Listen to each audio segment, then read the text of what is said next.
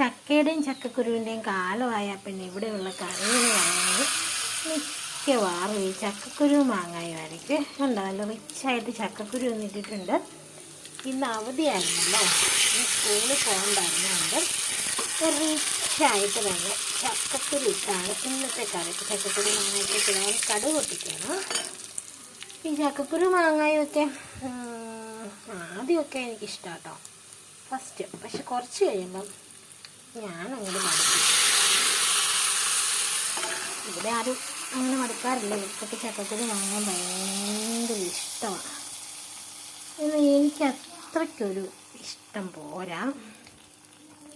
അപ്പോൾ നമ്മുടെ ചക്കക്കുരു മാങ്ങയിലേക്ക് കടുക് പൊട്ടിച്ചൊഴിച്ചു. ഇതിങ്ങനെ ഇളക്കി അങ്ങ് എടുത്താൽ നമ്മുടെ ചക്കക്കുരു മാങ്ങാക്കറി ഇപ്പോൾ ഒരു അല്പസമയം മൂടി വെക്കണം എന്നാണ് പറയാറ്. ആ കടുക് അങ്ങ് പൊട്ടിച്ചൊഴിച്ച് കഴിയുമ്പം അതിൻ്റെ ആ ഒരു സ്മെല്ലൊക്കെ അതിനകത്ത് നിൽക്കാൻ വേണ്ടി. അപ്പോൾ നമ്മുടെ നല്ല ചക്കക്കുരു മാങ്ങാക്കറി റെഡി ആയിരിക്കുകയാണ്. ചക്കക്കുരു മാങ്ങ വയ്ക്കാൻ എല്ലാവർക്കും അറിയാമല്ലോ. ചക്കക്കുരു മാങ്ങ വയ്ക്കാൻ അറിയാത്തവരാരുമില്ല. ചക്കക്കുരു ഒരുക്കിയെടുത്ത് ചക്കക്കുരു ഉപ്പും മഞ്ഞൾപ്പൊടിയും പച്ചമുളകും ഒക്കെ കൂടി ഇട്ട് വെള്ളം ഒഴിച്ച് ഉപ്പിട്ട് വേവിക്കാൻ വയ്ക്കുക. ആദ്യം ചക്കക്കുരു നന്നായിട്ട് വെന്ത് കഴിയുമ്പോൾ പച്ചമാങ്ങ കുറച്ചെടുത്ത് അരിഞ്ഞ് അതിനകത്തേക്ക് ഇടുക. അപ്പോൾ ചക്കക്കുരു വെന്ത് കഴിഞ്ഞിട്ട് വേണം നമ്മൾ മാങ്ങ ഇടാൻ.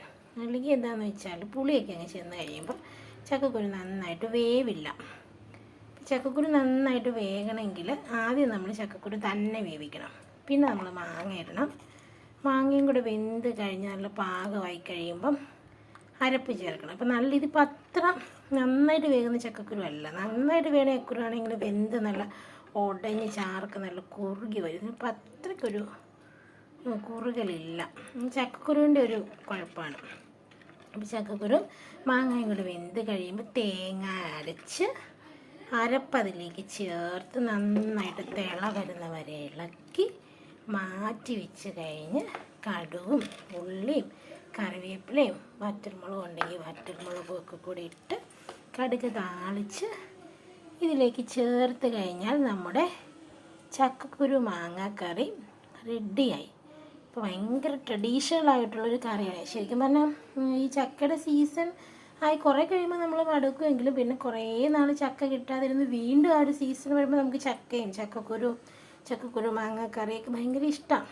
പിന്നെ കുറച്ച് കൂട്ടിക്കഴിയുമ്പോൾ അവരിഷ്ടമാണ് കുറേയൊന്നും മാത്രമേ ഉള്ളൂ. എന്തായാലും ട്രഡീഷണൽ ഫുഡാണ്.